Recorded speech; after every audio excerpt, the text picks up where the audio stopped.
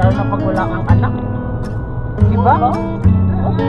Hindi man ako nalulungkot. Yung ibig ko sabihin, alam mo naman ako, galaw-gaw. Gusto ko naman na may sa bahay, na mayroong kausap, na kapwa Pilipino. Naanan kasi ako kay naanan mo yung mga ako. May hindi, naanan naman sa puta ko lang mag-isa kahit na iniiwanan ako ni Imong trabaho siya sa ano. Pero parang sabi ko, itong buhay na ito, hindi na parang para sa akin, hindi ako na-enjoy sa buhay ko na wala akong kausap. Parating lang ako sa bahay, nagtatrabaho ako. Yun. Walang problema. Alam mo naman ako, madaldal ako. Gusto ko yung may kausap talaga ako. Wala naanan yung mga ako sa bahay.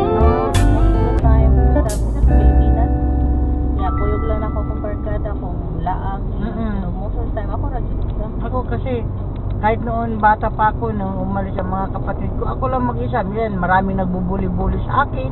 Binubuli ako pero tinatawanan ko lang sila. Oo. Kahit binubuli nila ako, tinatawanan ko na lang sila. Wala ibuli man sa sakit. Alam mo naman. Payat silupay ka sa una, no? Pwede mo gamayan. Mo lagi tapos ang mga alam ng mga pinsan ko noon na survivor talaga ako. Alam nila yan. Yung mga kapatid ko, ang mga pinsan ko, kahit anong trabaho ginagawa ko, makapagkain lang ako. Nagtitinda ako ng sigarilyo sa highway. Oh, bata pa ako, 10 years old. Naghahanap buhay na talaga ako, nagtitinda ng isda. Nag-aabang ng isda sa baybayon, kung naayampuan.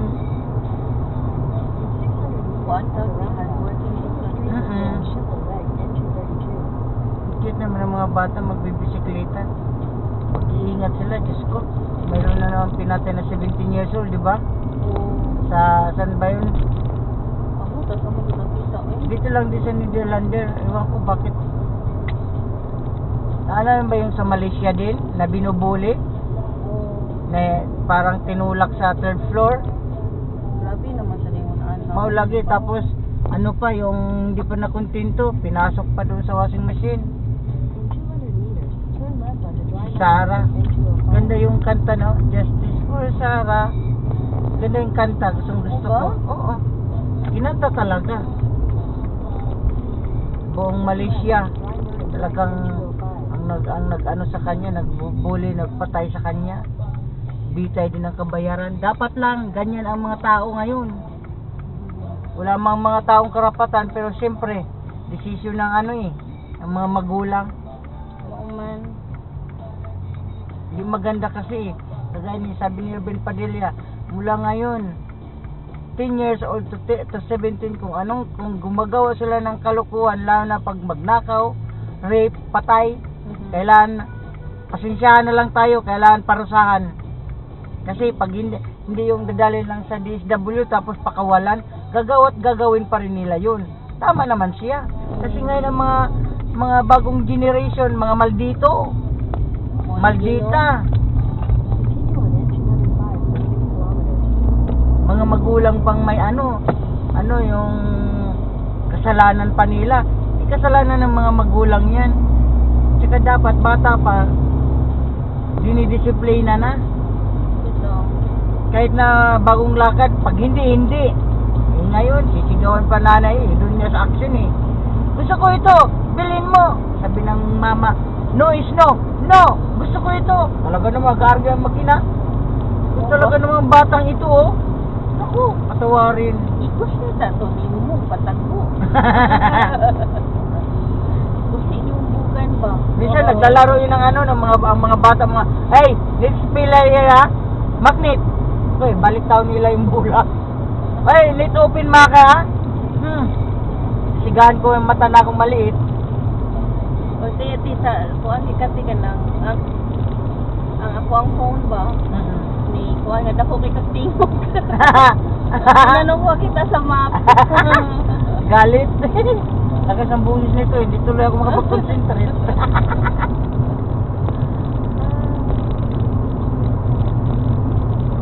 Okay na, napagyapon sila or wala na? Wala na, doon sa may bago ka rin Portuguese, English. mag-Netherlands. Pero nagtrabaho siya sa Portugal ng ng action din doon. Unsa man siya na paka-cooler kan or team lead? Team leader yata at saka yung cooler din siya. Adi sila na kayo natawag? Tatawa nga ako kasi nag-ano pa siya, nag-opening pa si Mercedes. Siya, nag-order. Wala, daming race, sabi niya. Sila. Nag-order ka, dami-dami mong race, 400 mga product. Tapos sabi ko, Mercedes, may race ako. Iiwanan mo na lang dyan yung kailangan. Wala, mayroon mawala na yung race ng ko, yung in-order ko. Hindi pa siya kamao? Hindi pa masyado. Di ba mag-training man na kahit sila? na mga Netherlander may nahirapan din sila, di ba? Unahon pa man na ang kuan, nabilin kaysa mag-order ng bali. Yung wala nga, yun dapat ang order, hindi yung meron, in-order. Pasaway din naiinggit pala si Michelle na, parang naiinggit siya kasi hindi siya nagiging team leader. Kasi naging team leader si Mercedes at saka si Marcela. Umalis na siya. At saka yung nandun siya sa crowdfund ngayon. Sa crowdfund siya. Naraspika. Sabi ko, Mercedes, hindi ako naiinggit sa inyo. Satisfied na ako sa trabaho ko. Binigyan ako ng fast contract at saka yung pag-falling ko. Hindi ako naiinggit. Di ba basta team leader, lagi kagbuhat. Lagi. Tapos sabi ni Marcela, Priscilla, dapat ardak si Michela. Hindi yung porque ay, sabi ko nga naman, hindi naman siya ardak Kala mo sino? Lalo na siguro kung siya, no, di ba? Yung team leader. Nako. Sayang. Siya pa naman, naman ako sa kanya. Yung first kong trabaho dyan sa Sonambor. Sa action, siya ang nakasama ko first time.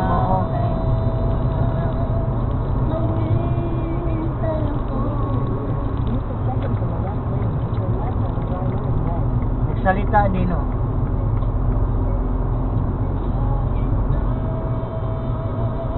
Nasa telepono mo yan? Oo.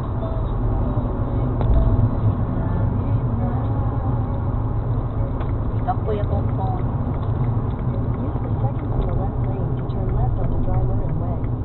Sa hospital dito din ako inoperahan dito sa foot ko. Sa hospital na saan? Katotong ko yung phone mo ba last time? Oo, pa nga ito ilang beses inoperahan si Felisa sa puwit niya. Hindi talaga satisfied kasi nagkakasakit siya, masakit na yung puwit niya. Pag-apat na operasyon yun, okay na siya. Kasi ang almoranas niya sa loob, siguro ang lalim. Ang sa akin naman hindi. I-judge na siya banat. Alawang ko. Tapos ngayon ang ngipin na naman niya. Ano ba nangyayari sa'yo? Pumunta ka na dentist. Ba't yun ang dito sa ngipon, di ba? Lagi. Hilig siguro siya ka ng sweet at Tatatan. Marami ako ngayong extra na hours ngayon. Oo, kasi Monday, Tuesday, Wednesday, 6 to 2. Tapos whole week, 7 to 2. Oo. Dagan kang work kasi. Maulagi. Masaya nga ako sabi ko. Walang problema darling. Hindi ko naman naramdaman yung pagod Gutom. Muna mas. Pakuyawan siya kung gutomon ka kay. Maulagi.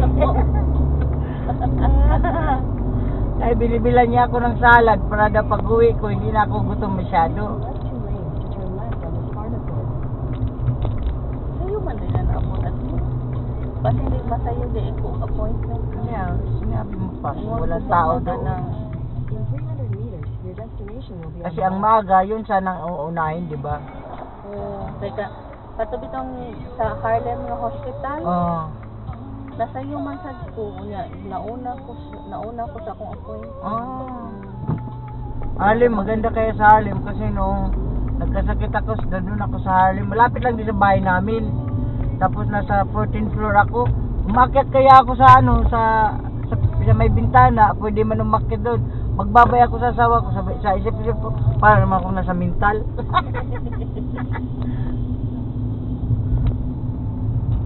Nag-park na naman tayo at diri na sa Yung nga eh. Tapos kain tayo sa walk-to-walk. Namimiss ko na yung walk-to-walk. At saka maganda din ang mag-shopping-shopping doon kasi mas malaki doon sa Amsterdam, di ba? Sa Leidschiply.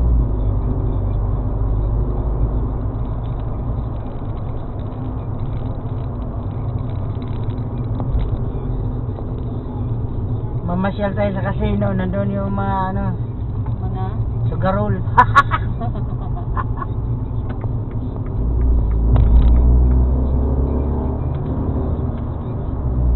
Nung nakatira ako sa Amsterdam, parati man ako sa casino, pero hindi man ako naglalaro. Nanonood lang ako. Ikaw?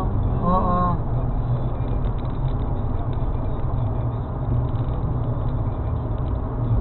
Walin, maglaro ka eh. May nakagusto sa akin doon na lalaki, si ano. Ito na, yung malaking tiyan. Yung nagtatrabaho doon. Grabe ba yung description na lang Malaki. Sabi ko, ikaw minsan nagtatago siya, nininervyo na siya sa akin. Sabi pag nakita niya ako, pag ikaw maulog, gugulong-gulong na para kang bula. Yung malaking tiyan. Ito talaga naman to, oh. Balungon din sa tis. Mo lagi. Tapos, nagsama din kami ng 6 na buwan na Arlene, pero wala talaga, wala akong feeling sa kanya. Mabait, spoiled ako doon. Mabait, pero wala talaga. Sabi ko, hintuan na natin to kasi wala mo na akong feeling sa'yo eh. Bago magtagal tayo, wala. Naawa lang ako sa kanya eh. Naawa ako sa kanya. Nainiwanan ko. Ano man? Wala nga akong feeling sa kanya. Ayaw ko sayangin yung oras ko na wala akong feeling sa isang tao. Oo, sir. Ako kung ako'y feeling dito, din ako busted. Lagi. Pero siyempre, binigyan ko muna siya ng pagkakataon. Inaano ko yung sarili ko. Wala talaga. Kahit pinakilala na ako sa mga kapatid niya, sa anak niya, wala.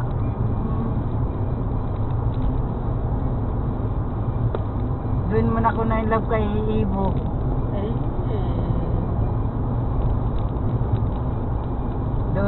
Doon tinuro yung puso ko sa kanya. Oh my God, kaigot. Ginoo. Pagkaigat naman.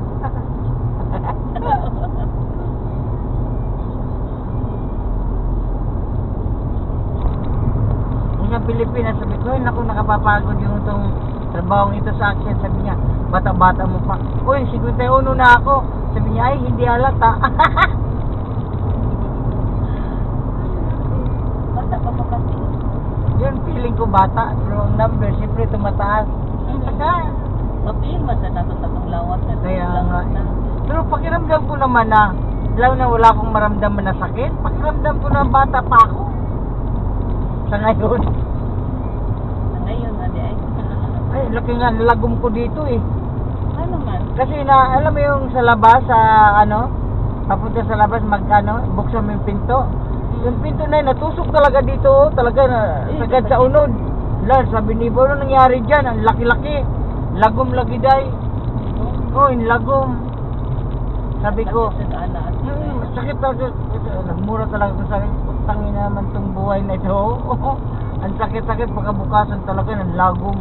Ibo, ano nangyari dyan? Kasi nagsakit sa'yo, sabi ko, sinaktan ako ng pinto. Nakakuha ko kasi ng mga karton sa mga karatsis at ay.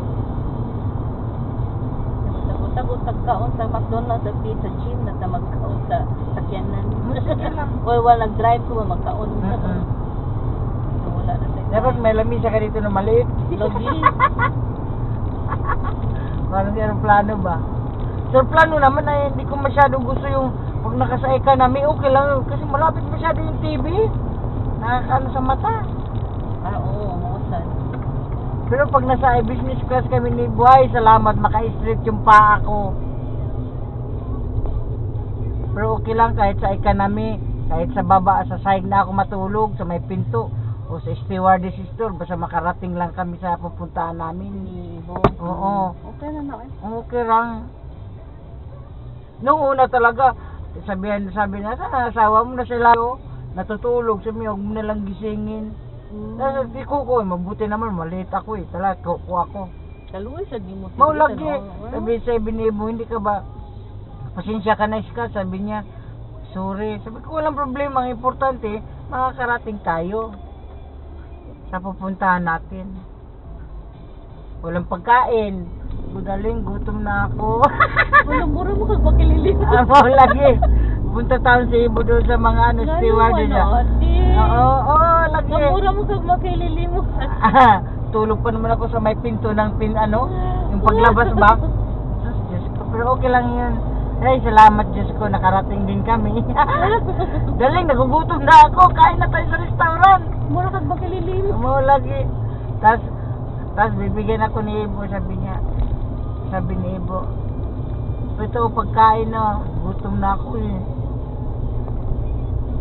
Tapos Ibo, kain lang tayo ng mani.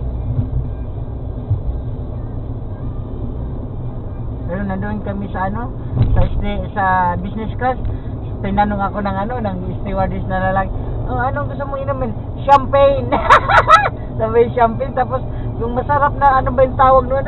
Kaso siya. Oo nga, at saka yung yung mamahali na meat. Sabi ko, iyan ang gusto ko. Sabi ni Ibo, ba, masarap yun ah. Tapos sabi ko, order ka na lang, ibigay mo na sa akin. Gratis eh. Tapos sabi niya, sige, order ako. Ang sarap-sarap. Tapos pagkabukasan na naman, pauwi na kami dito, tinanong na mga steward, anong gusto mong inumin? Champagne! Niyang aga-aga. Ay, gusto ko eh. Tapos yung house, kung mamili ka na sa house, anong gusto, maliit o malaki? Malaki, gusto ko. Dala niya. Sige, si Ibo natatawa sa akin eh. Alis, ikuan. Okay, rama. Oo, tapos ang pagkain ako. Ngayon, parang nagsawa ako sa pagkain sa aeroplano. Every year, Arlene, kumakain kami sa McDonald's doon sa loob ng Duwana. Ay, sabihin ko sa'yo, Arlene, 30 euro, Arlene. Ang mahal-mahal. Oo. Isa lang sabi ko, sabi si Ibo naman, sabi niya, hindi ako nagugutom. Sabi ko, kunwari ka pa, pag hininguin kita, laki-laki yung bunganga mo, ikaw pa makaubos ng pagkain ko. Tapos sabihin mo sa akin, hindi ka nagugutom. Huwag ka na mahiya. Bibili ako ng dalawa. Ito talaga. Satawa ko sa asawa ko eh. Sabi ko, hindi ka naman nagugutom. Laki-laki saan kumain. Sabi niya, hindi kaya.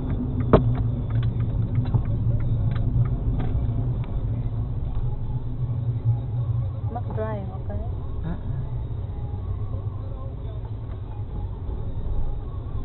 Mag-drive na lang kasi. Sige.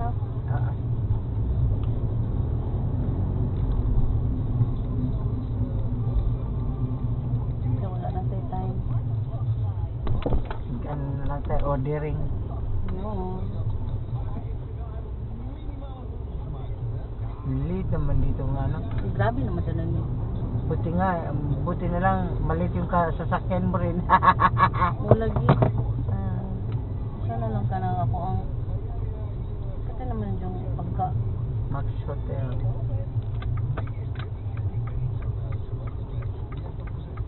kasi mong gusto te.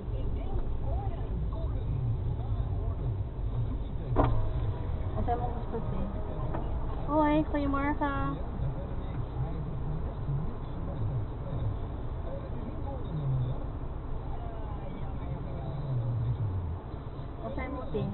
Ano na lang, cheeseburger. Meal or deli? Dili na lang meal yung na. Yeah, Quaker cheeseburger actually. Menu?